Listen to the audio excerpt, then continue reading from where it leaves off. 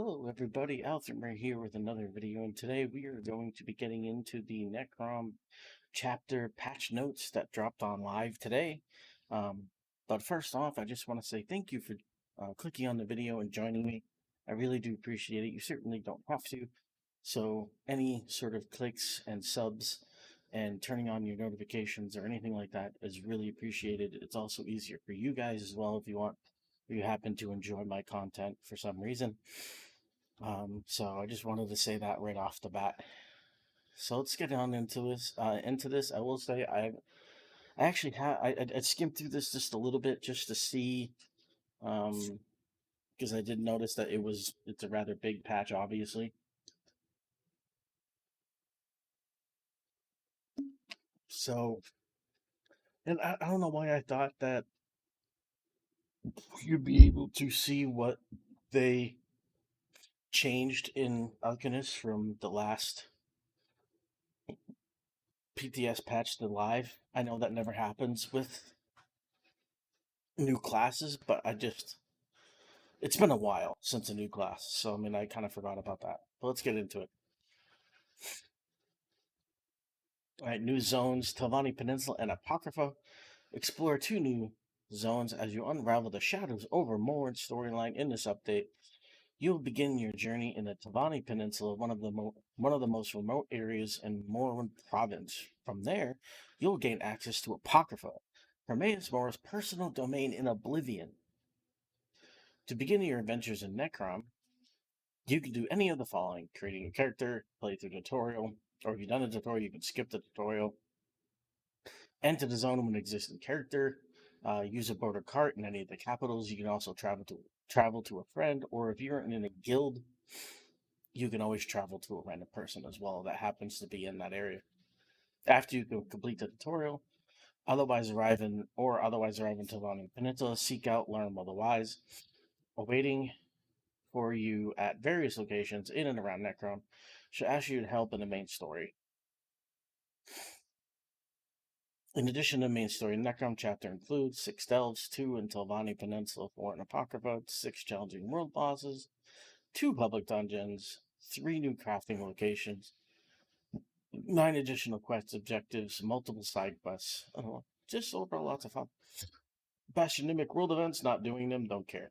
I'll pause here so you guys can read it if you want. But it's a forced group event, I'm not doing it. New class, the Arcanist. Owning the Necron chapter will allow you to channel the Eldritch powers of Apocrypha as an Arcanist. These scholarly spellcrafters channel secret runes and abyssal spells to destroy their enemies, heal their allies, and defend against any foe. Arcanist features a unique mechanic where some abilities can build or spend crux. Each crux you have, up to 3 maximum, will either passively increase your capabilities in combat or add further capabilities to abilities that spend crux. So you have spenders and you have generators, basically, with the crux system. You have 3 at a time.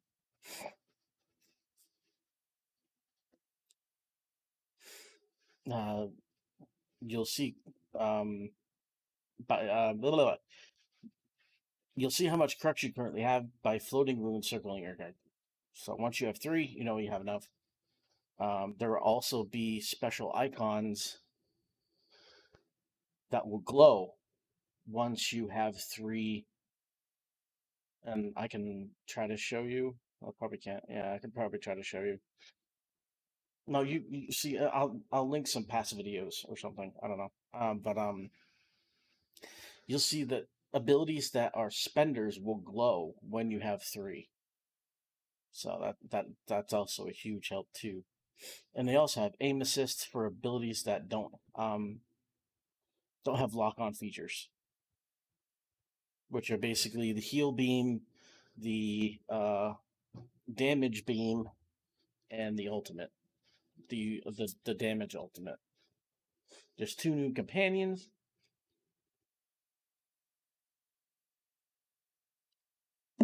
Sharp as night, and as are the side Sharp as night and complicated red guard name. 2 new companions can be befriended in Necrom. by doing their associated quests. Now, this is, I like companions. I mean, I don't typically use them too much, but I do like the idea of them. Um, I don't really know what Sharp as Knight class wise is. We've had a Sorc, a DK, a Templar. So yeah, I don't know what they have. I didn't do the quest in PTS, and this guy is apparently a Arcanist. Apparently, they skipped Necro, what I find funny because they're kind of useless.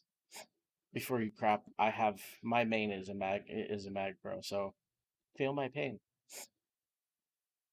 Um, what I don't like about the companion system is this here. Once unlocked, other characters on your account will be other characters will need to do the associated quests, and I'm like, I don't like that, man. I don't. I think once you have unlocked it on one character, I think they should be unlocked on your account, and then just kind of go from there. Like I do. Like I just don't. I don't want to do the quest multiple times. I'll do it on my main, obviously. Like even after I retire her from PvP, which will hopefully I'll finally get to Alliance rank 50 this next upcoming White Strikes Mayhem. So I can retire her.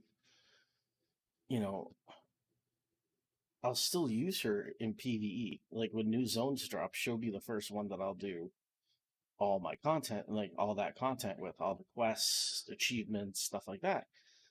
But I don't want to do it any more times than that. Like, ugh.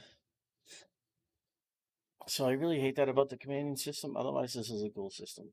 You can only have a companion or an assistant out at a time, by the way, if you don't know that already. So if you have Xanadu here, whatever his name is, out, and you want to change it, you want to pull out your banker, Xanadu is going to go away. Okay, I know his name's not Xanadu. I just thought it was funny. Trial, Sanity's Edge. I don't do trials, so not really a thing for me. Um, New item sets. I do think they have a lot of. I like that they don't have a zone chapter now. Now I'm pretty sure the quarter 4 endless dungeon will probably have some sort of sets that drop. Hopefully not, but they probably do.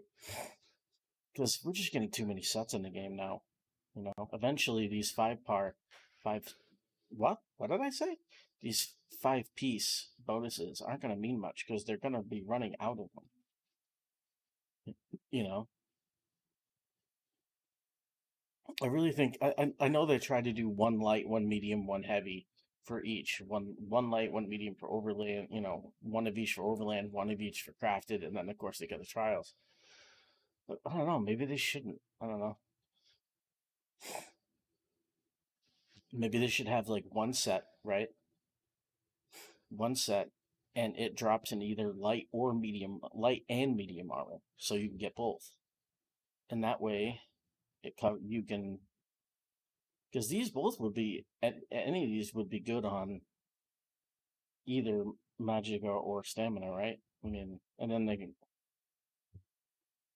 heavy armor. I don't know. Like this one's really good. I'll read through them. Magica, stamina, magica. After staying on one bar for 15 seconds, gain X magica and stamina when bar swapping. Now you have to have the 5-piece on both your bars to get this.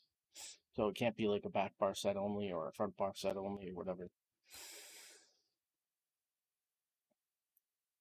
Kimono Tongue, medium armor, damage, damage, damage. On gaining XP from a monster, gain 1 spell damage for every 50 XP the monster is worth for 30 seconds. This bonus, wow, can stack up to a maximum of 540 weapon and spell damage. I think this is really great. I think this is a really great uh,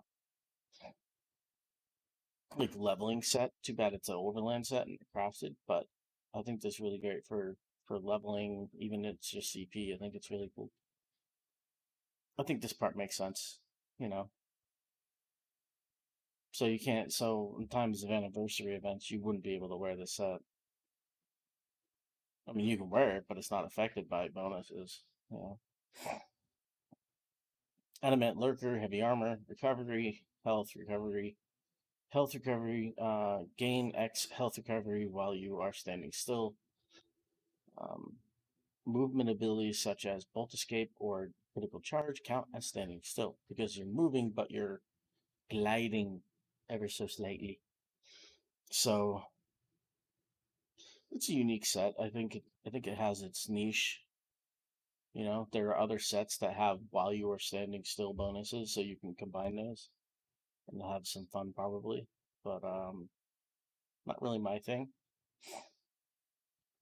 As a tank, even if you can accomplish being a block cast, you know, a block tank, you really still want to be moving around. So crafted sets, Shattered Fate, 5 piece. That means you don't get a one, two, three, or 4 piece, obviously, right? At 7,918 offensive penetration. The 10 piece adds 687 weapon and spell damage, and the 12 piece adds 1528 critical chance. As I said here, they only grant bonuses on 5, 10, and 12, so you won't get anything in between. How many pieces of do? I think this is a really unique set. Where this set I think actually will come in handy is this one here, and if you do it as jewelry and weapons, because you can do the bonuses will essentially be whatever trait you cast it, whatever trait you give it, and whatever your um, glyph is going to be. That's going to be your other bonuses on the jewelry and also the weapon trait and the enchantment. So you really have fun there. But I don't know. It's unique. I would definitely do the 5 piece as jewelry and weapon.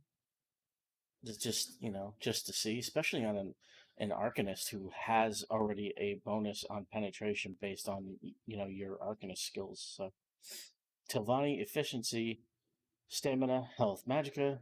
While you have a living companion, reduce the cooldown of their abilities by 50%. While you do not have a living companion, reduce the cost of your magicka, health, oh, hello. Magicka, stamina, health, and ultimate abilities by 8%. I'm having such a rough day, Rudy. This is a niche set. It's kind of unique. But definitely with people who love companions, this is definitely a good set. But it's not something I'll be looking at for sure. Definitely not. Seeker synthesis, health, magic, stamina. When you cast an ability that costs resources while in combat, you reduce your potion cooldown by 0.6 seconds. This effect can occur once every 0.6 seconds. See, I think this set really doesn't. I think it's a ho hum set, honestly. There's better sets out there, you know. But I guess for somebody who runs a um, cooldown build, the Argonian build might work, but I don't know if I would substitute it for better sets that work off potions. So trial sets, I don't do trials, but I'll definitely pause here. I'll definitely hold here so you guys can read this.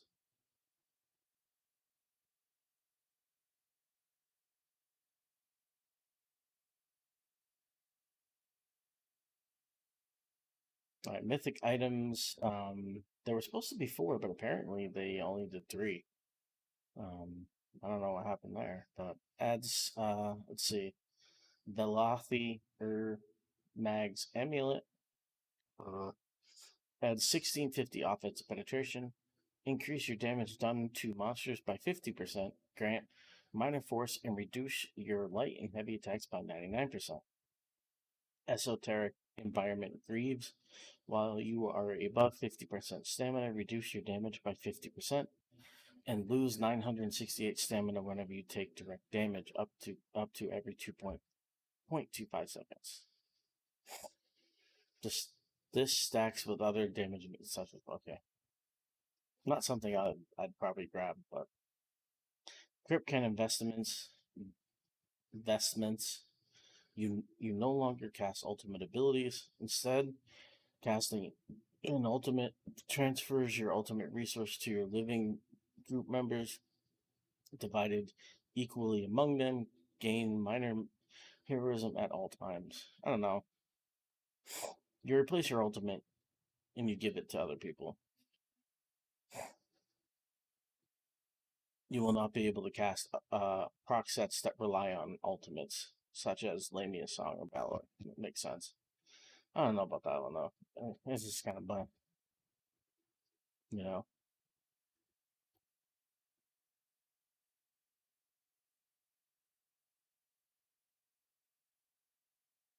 I don't do tells. So apparently, the boat home is going to be coming later at some point. I don't know when. It wasn't in the June thing, but you can do the Emissaries Enclave or the Inn if you want to. So who knows when we're gonna get the boat thing? You know, it's kind of weird. I love that. I mean, that's like the best house. Like I think that they've come up with so far. Update 38 base game. Well, this is all base game. I don't know what I'm talking about, right? This is all base game. I'm not just dumb. Oh wait, no, it's not. Oh wait, yeah, it is. I'm having a senior moment here. Hold on.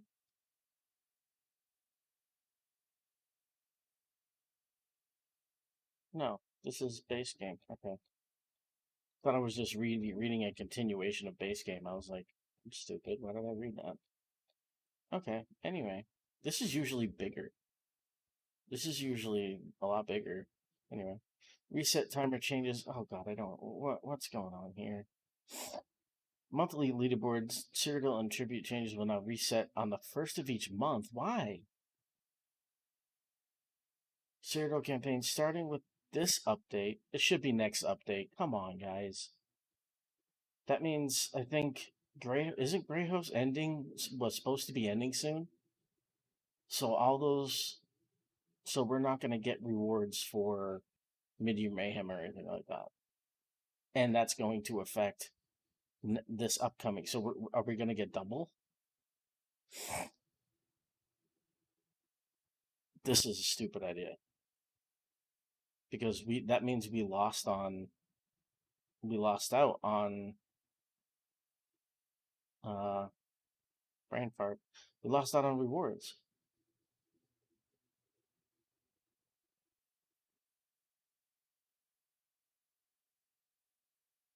As a one-time adjustment, any campaigns which would have reset in June will instead reset on the 1st of July.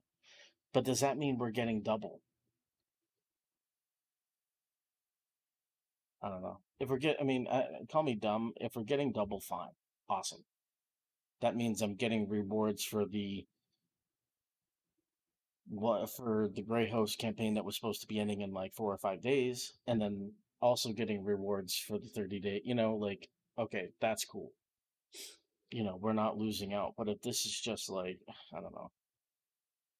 If we're getting double rewards in July for the 30 months that was almost up, plus the 30 more days, you know, the 30 months, the 30 days that was almost up, plus the 30 days we're doing, then cool. Okay, that's a fine reset.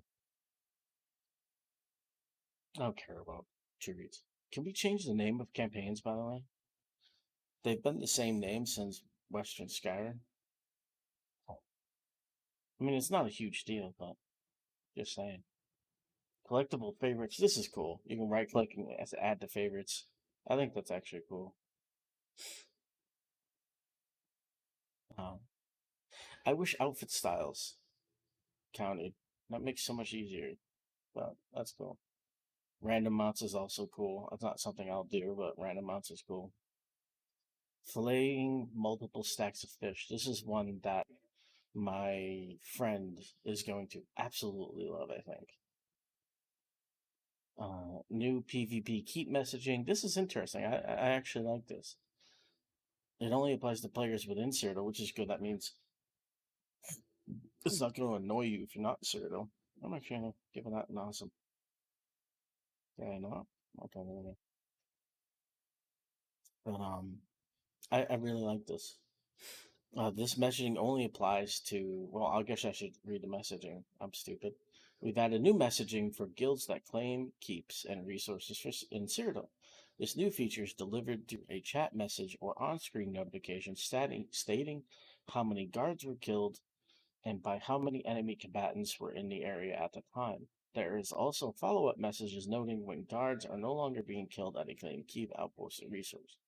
This messaging only applies to players within Cyrodiil and match the alliance of the keep resource outposts. If a guild owns a keep and its resources are claimed by other guilds, the keep owner will also be notified when resource guards are killed. So that's kind of cool, even though they don't own it. Like it's their keep, even though they don't own the resources of that keep, they'll know. Like if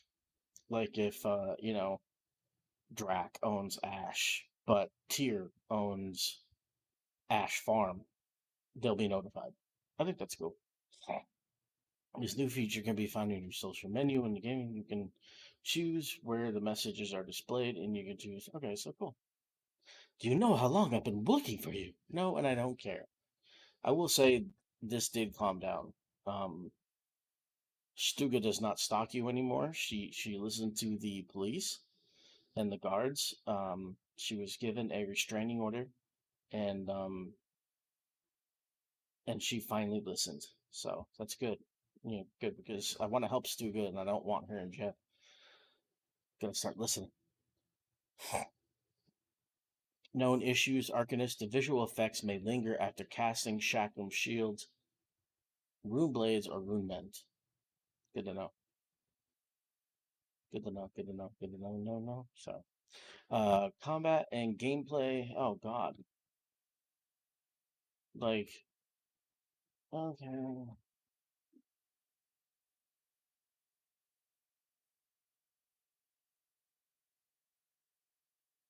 This is a lot to read. I guarantee I'm gonna screw it up. I apologize in advance. I am sorry. It's the most exciting time of the year. Ding. Sorry. This time around, we're sticking to what we've been learning over the years, where we mainly keep large scale changes out of chapter updates so you can focus more on the meaty new content, except for last year when there wasn't any meaty new content. Just kidding. Well, not really. And especially so since this year's Arcanist joins the ranks as our seventh player class. That being said, we still have a handful of adjustments and fixes coming this time around, mainly focused on bug swatching and targeted. Come on.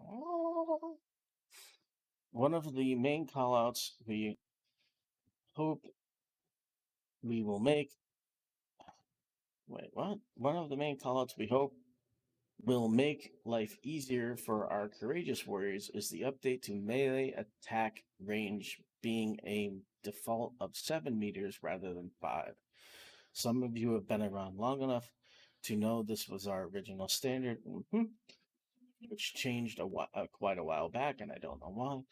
But the game has evolved quite a bit since then, and we're confident we can move back to this experience to better align with our combat pacing and feel. This extra 2 meters has screwed up many things, just kidding.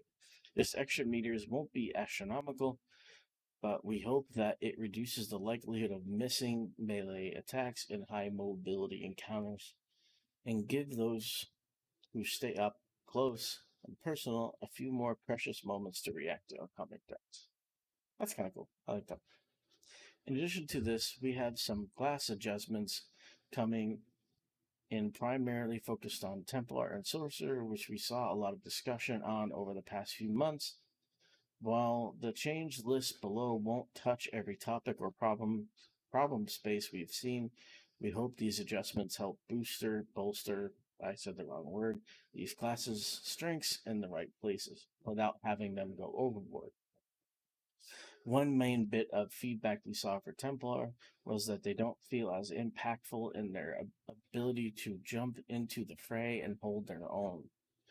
So we've looked at improving some of their defensive capabilities to better enable their offensive windows without needing to constantly turtle up as much as they do. Okay. I mean, Templar does need some attention. I think that overall, when they did their like overhauling of classes years back, years and years back. Um, they had to stop doing that when the 2020 hit and the pandemic hit, and then everything got effed up. Like everything had to go on the back burner basically for these guys. And I think Templar was at least one of the classes that didn't get that overhaul that they were looking for. So maybe they'll finally finish that, or at least, make some improvements, give Jabs back its old animation for the love of God. To accomplish this, we're allowing Rune Focus's heal to partially enable at all times, and gain strength when stationary to help the class gain some staying power while on the move. Speaking of on the move, we're also adding major protection to their main movement skill, Focus Charge, to help enable a better offensive window when they dive headfirst into the fray. Well, that's cool. At least they get something. Templar is always a class I've been like really, really interested, but never really got into. I mean, my healer is a Templar, but I mean, like, I kind of wish it wasn't. But it's nice. I like that. Sources, on the other hand, have been commenting on how they lack access to a robust amount of major and minor buffs and debuffs with their class kit, which we agree with. Well, at least they admit that they agree with it. While we won't be adding a ton of access in this update, we're starting by sweetening the dark deals they make by adding Minor Berserk to Dark Exchange and its morphs. Oh, that's cool. To help reward the risk of activating it and make their spell clean, truly a thing to fear. We'll also be making their volatile familiars a little less volatile by making the stun from the active only happen once and sooner to the activation, so it feels more controlled and deliberate, while also increasing the chance it applies charged effect, making minor vulnerability more reliable to activate. We'll have other changes to item sets and some minor class tweaks like Necromancer, who we hate, and we're never ever going to buff it because F that class in the butt. Sorry. Like Necromancer's big damage increase on Flame Skull's third cast, but this covers our main focus in this update outside of the shiny new toys you'll get between the Arcanist and new sets. Stay safe, I don't care about the rest of it. I mean, Necromancer needs love. Like, for real. Like, I can't emphasize that enough. Like, when Necromancer dropped in elsewhere, I loved the class. Even though it had its bugs, I loved the class because I saw its potential. I didn't think it even needed much. Even back then, I was like, "Hey, you give Skulls a dot, you give a dot to some other ability, and now you're talking, man." And then when Blast Bones got fixed, the animation got fixed, and the secondary effect for Magicka was useless. I was like, "Here's your chance. Here's your chance to, give to give Necromancer some love by just giving it a couple of dots on abilities. That's it. That's all you would have to do. But here we are, like 2019, let's see, 2023, 4 years later, it's like, yeah, they're not going to do anything anymore. I've actually grown to hate the class. That's why, even though I'm against class change tokens, at least until they get some more bugs fixed and stuff like that and finish their big rewrites. I'm going to stick with Necromancer as my main for the most point, even though I hate the class because I've done the most on it. But once my Necromancer is retired from PvP, that's when the fun comes in, because I can do anything in PvP after that. And then even then, I'll only be playing my main for achievements and when new chapters drop. So basically like 2 months out of the year. But that's all ZeniMax, really. I mean, their priorities for Necromancer is really low. On one hand, I understand it, but on the other hand, it's like, it wouldn't take much.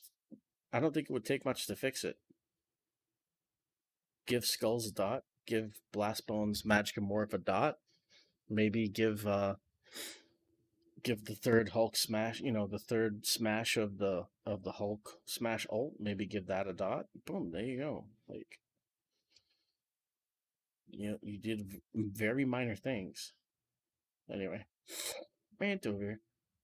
Combat and abilities. Fixed an issue where swapping bars while blocking or out of resources while under the effects of Trifocus or Storm Weaver's Cavort could disable block until you dropped block and reactivated it. Fix an issue where sprinting while heavy attacking could lock you in sprint. No, they already talked about that. Fixed an issue where you become stuck resurrecting. Okay. If you were hit by some staggers while okay.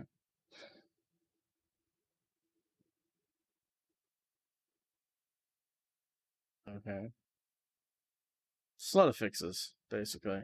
We're gonna move on from that one because we still have a long way to go. I don't want to make this video 4 hours long here. Buffs and debuffs. Empower reduced this bonus to 70%, down from 80%. That's a lot. It's not bad change, whatever. Dragon Knight, Ardent Flame, fix an issue. Okay. Thank you for fixing that issue. Draconic Power, Dark Talons, Burning Talons. This morphs damage over time effect will now only apply to the target, similarly to Acid Spray, to help the skill shine more in area of effect situations where you are actively refreshing the skill. Note that it will still continue to stack with from multiple targets. Okay, reduce the damage over time by approximately 27%, but increase the duration to 5%, to 5 seconds. Elder Dragon, this passive no longer extends the range of melee attacks by 2%, as this is now once again their standard range. This passive now increases your health recovery per Draconic Power ability slotted. I think that was the original use of it. I think. Could be wrong. I don't care.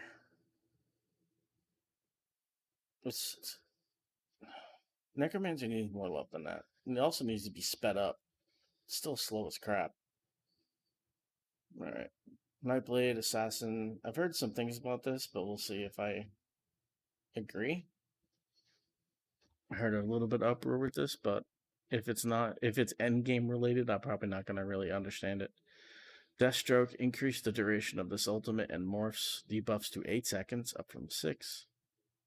That's, whatever. That's cool. Shadow, Path of Darkness. The effects from this ability and morphs will now apply more consistently rather than having different behaviors for line of sight rules across them. Summon Shade, fix an issue where this ability and Dark Shade morph could return as range ability. Okay. This is the one people are talking about. Veiled Strike, Concealed Weapon. This morph now grants its damage bonus done for 10 seconds if Major Expedition was active while it was cast, rather than for 5 seconds when Major Expedition ends or was refreshed, to ensure the skill is used actively rather than passively. The damage bonus still operates the same for leaving Sneaker invisible. I don't know.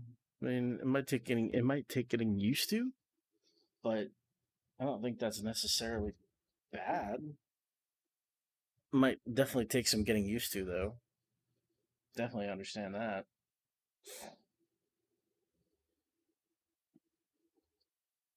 Okay. Sorcerer.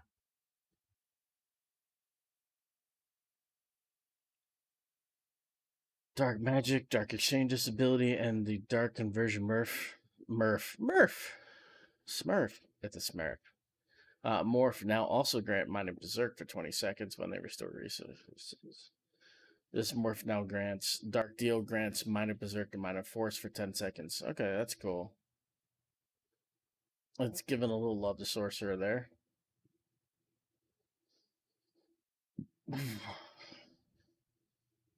They fix negate magic. Good. Summon Storm Atronach. The synergy from this ultimate and morphs charge lightning. Now grants Mage Berserk for 10 seconds, up from 8. Nice. Increase the amount of targets the synergy will target to 12, up from 6. Nice. I like that.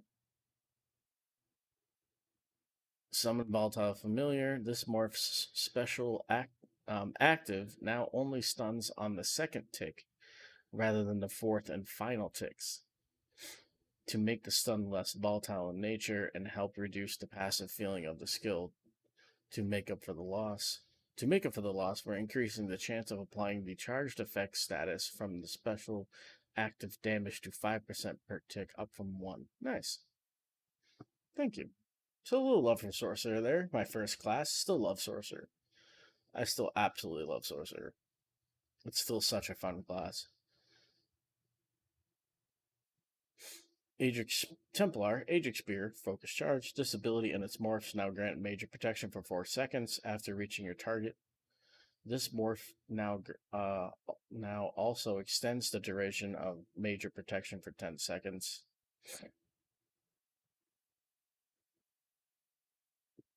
Like I said, they're just making adjustments so that, you know, Templars, which are primarily a melee class, I mean, if you really want,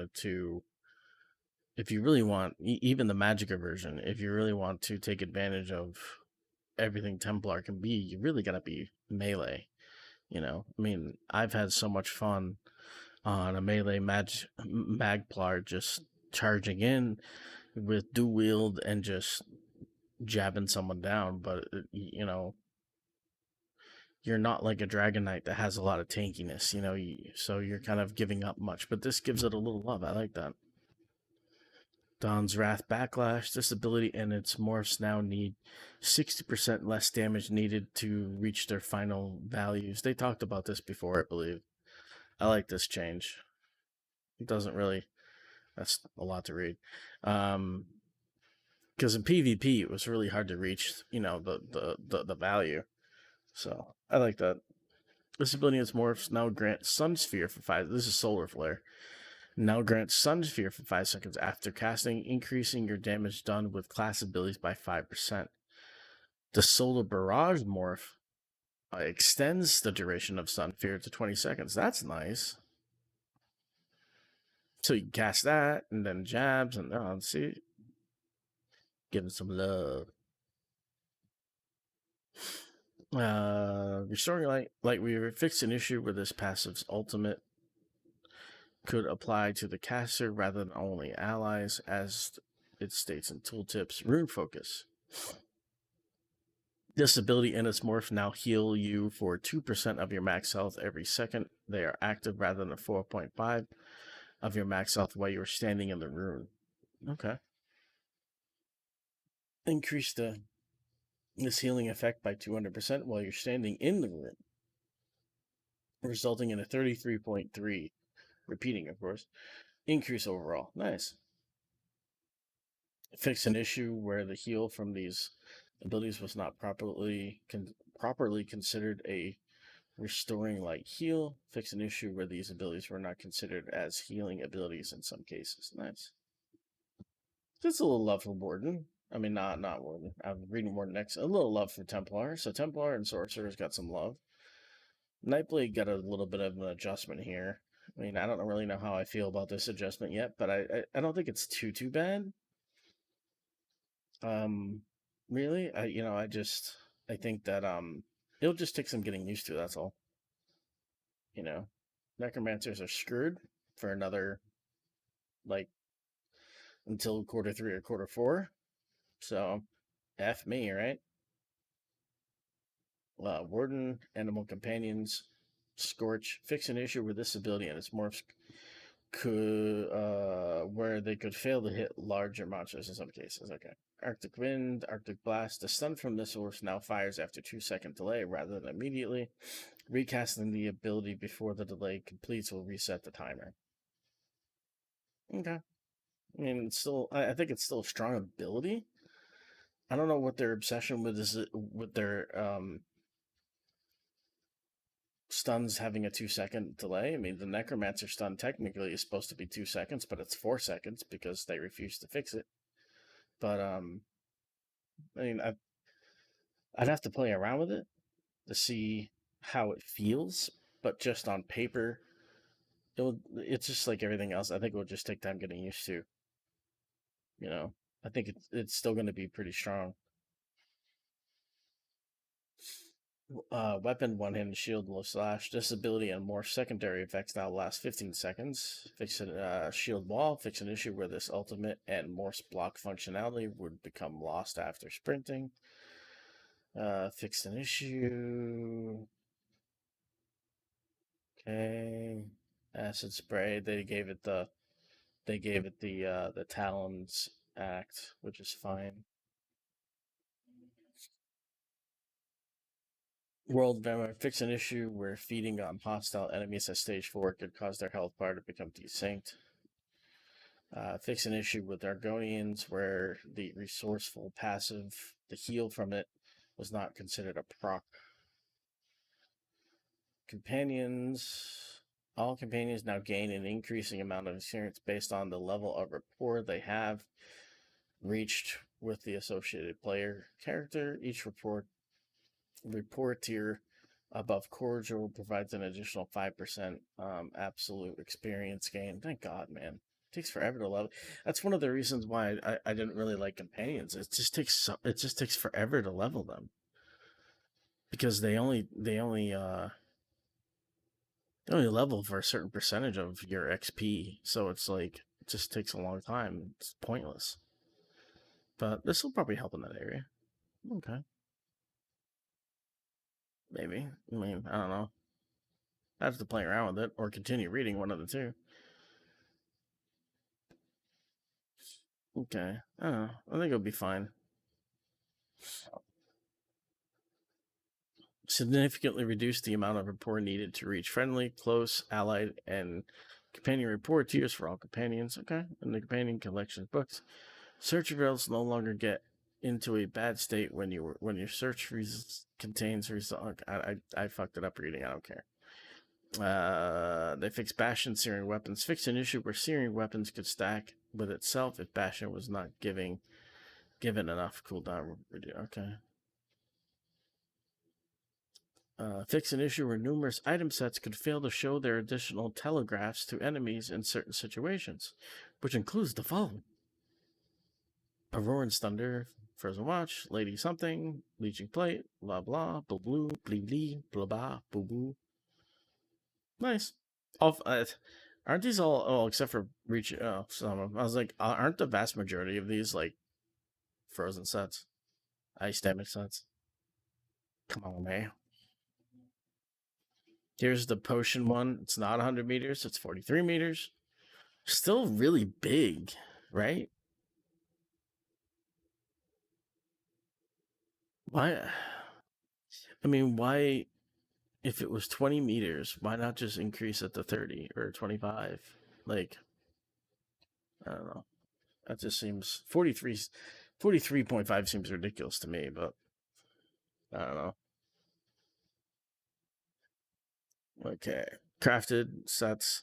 Deathwind fixed an issue where this set had a target cap of 6 despite the tooltip saying all enemies. This is a fun set, honestly. It's niche, but it's a fun set. Like imagine you're on top of a keep because it has a knockdown effect for those who don't know. Imagine you're on top of a keep, you get below the health threshold, which I think is 35%, and it just blows everybody off the top of the keep. That'd be funny.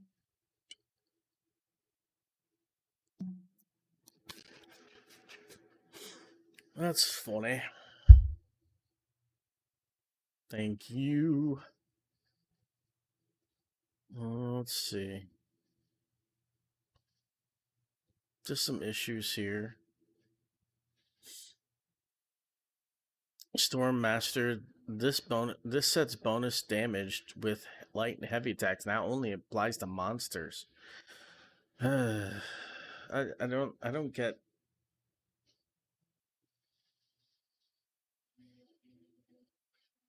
I don't know. Hmm. Whatever. I'm not gonna go on to a rant. This video's long enough, and I'm only halfway through the freaking notes. Monster Mass Lady Thorn fixed an issue where the synergy granted from the set Sanguine Burst did not obey line of sight rules. Naughty, naughty. Nunatak. This set now applies a 40% snare to enemies hit, rather than a stacking snare from 25. So it doesn't stack, it just gives you a 40% snare. Okay. Major Brittle now applies on enemies that have been damaged 4 times or more, rather than only on the 4th hit. Okay. Fix an issue where the snare from this set could stack with other snares and could cause enemies to become unable to move. Okay. The Inferno Monster set fixed an issue where this set's armor could fail to reduce damage against procs. I was like, here's the Plague Break change. I was like, where's the Plague Break change? That's what I'm trying to get to here. A lot of line of sight rule changes. This set can now be used in non-proc. Okay. This set requires you to be in combat. Okay, whatever. I think what they're trying to do with some of these is just making sure that they're all following a certain set of rules that they're putting in place. Basically, it's like Zos is becoming like super hyper principles, or like just they're just like the police, and everyone has to follow certain rules and guidelines, and it makes sense, but it's like okay. Okay, Mars Bomb increased the cooldown of this set's cleanse to 30 seconds, up from 15. We're increasing the cooldown here in hopes that this set no longer is such a hard counter to damage over time focused builds, where it can help ease the pressure and demand attackers to recast it more frequently while ensuring it has a slightly longer cooldown than most. I don't think this kills the set, but there's definitely other sets out there. But it's still a really good set. Even at 30 seconds, it's still a good set. This set, Plague Break. This set will only attempt to apply itself to enemy players rather than any enemy. Note that the explosion can still damage and be amplified by nearby non-players. I don't know. It doesn't kill it. I'm still gonna wear Plague Break in PvP, but made for a lot of fun in PvE. Yeah, a lot of sets that did not obey line of sight rules, and they're just fixing that now. Kind of funny. Yeah, Plague Break. They didn't kill Plague Break. I mean, they killed it in PvE, but you know, um,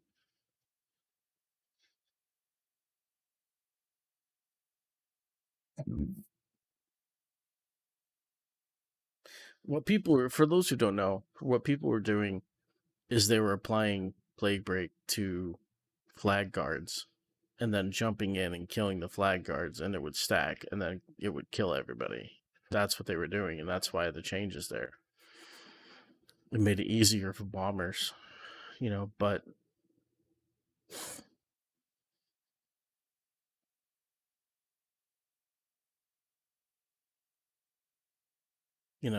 I do.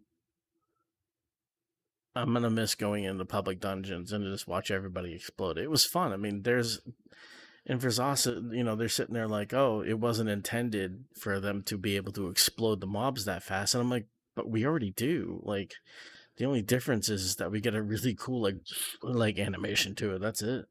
Like, there's sets that I can melt mobs faster. I just wanted to have fun. You know. I don't know. That's just me. I guess a lot of fixes here. Hopefully, hopefully we're getting the end of this video. Is really long. I'm really sorry about. I'm gonna try to do timestamps in each one for everybody. Um, so I'm really gonna try to do that.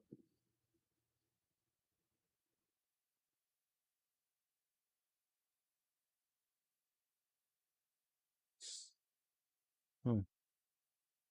I don't do Tales of Tribute. So whatever to that one. Fixes for groups. Don't care. I don't do group crap. Oh, here we go. Alliance War. Kill 20 board now includes Kill 20 Arcanists. Yay! The correct name will now be listed in the Alliance War leaderboards after renaming a character. Thank you. I don't know how long. I renamed my Mad Crow like, I want to say like 2 years ago. Or maybe it was a year ago. Anyway, it was definitely not yesterday. And it's still under the old name in the leaderboards. And I'm like, what the Yeah, that was annoying. It was really, really annoying.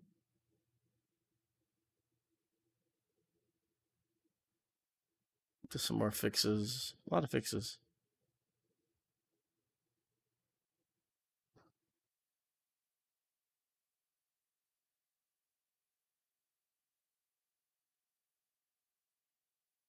Wait, what is this? Some low value vendor loot that's scaled to your character's level no longer does so. It will now always sell for the maximum value and stack, regardless of the level of the character that acquired it. This will not affect items currently in your inventory, only newly dropped items. Okay. That's kind of cool. I mean, it's kind of meh, but it's kind of cool.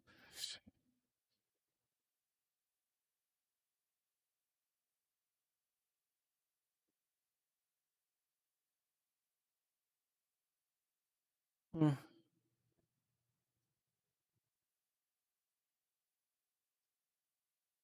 The 2022 morphing collectible fragments are now hidden from the. Thank God. Whenever I go into fragments, there's like 18,000 different fragment things, and I'm like, what am I supposed to be getting? You know, like, what am I supposed to be collecting here? Like, thank God for that, man. There was something I wanted to talk about, but I forgot what it was. Something up here. Oh well, it's gone.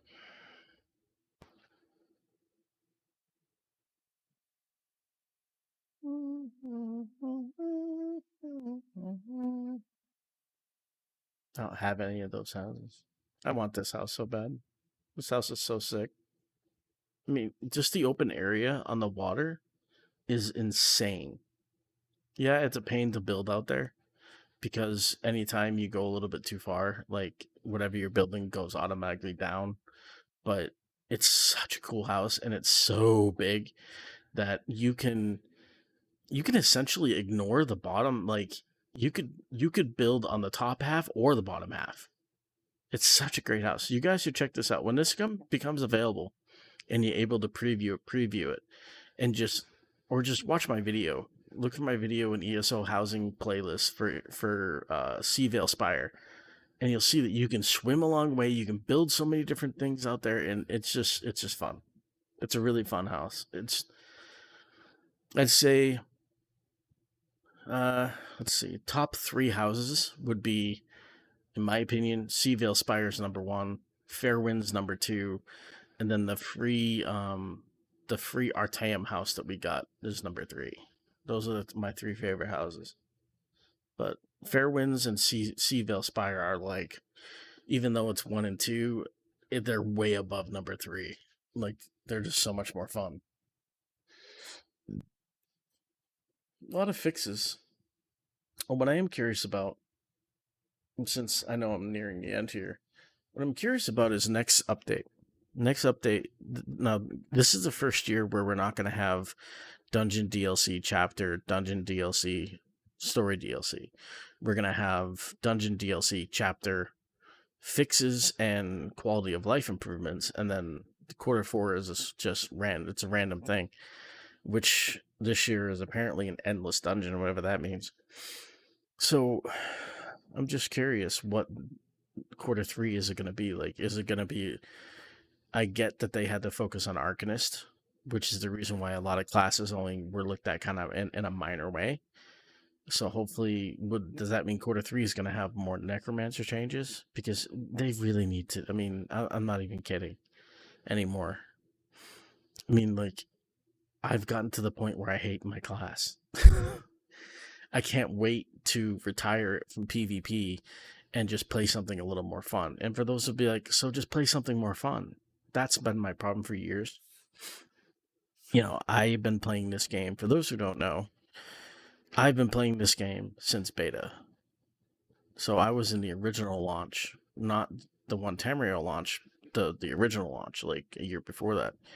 And I don't have an AR-50 character, even though I've been playing for that long. I don't have an Alliance rank 50 character because I always played multiple characters. Back when I played in guilds and PvP, I always changed characters based on what role I needed to play.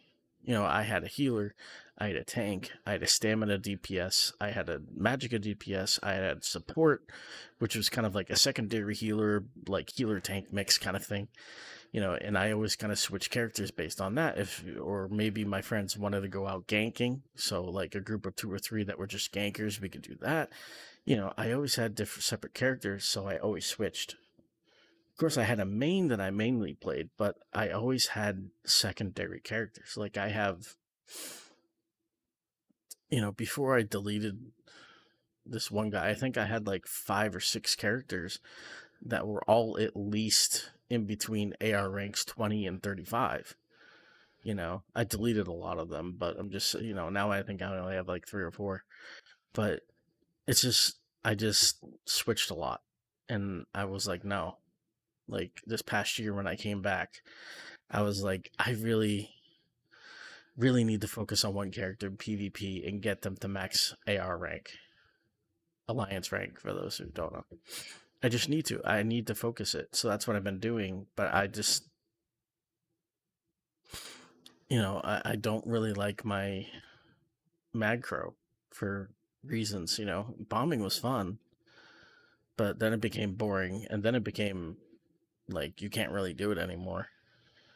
And I don't do Dragonstar Arena, so it's like, ugh. So I can't wait to retire it and play something more fun, like a Warden or a Sorc or even my Arcanist. But these patch notes weren't bad. Definitely weren't bad. Necromancer didn't get as much love as it probably should, but it is like a update that's supposed to be focused on Arcanist, so I mean I guess I get it, but hopefully next update will be more Necromancer focused and maybe some changes that really Arcanist didn't really get. I haven't really played it very much, so I don't know what Arcanist got or what it didn't get. But yeah, I don't know. I don't know how you guys feel about the patch, how you feel about Necrom, and how you've been having a lot of fun doing the Arcanist. I know I've been fun playing on mine, but I've been leveling. He's only level like 6, I think, but still. Yeah. Anyway, don't forget to like and subscribe for more videos. Turn on notifications so you know when my videos post. I'm gonna try to. I know I was posting every day for a while there. I'm gonna kind of tone it down a little bit. Probably posting Wednesday, Friday, and Sunday, and like a little asterisk on Monday. Like sometimes I'll do Monday, depending on circumstances. So yeah, so look out for my videos. Have fun out there, guys, with this new chapter, and I'll see you in the next one.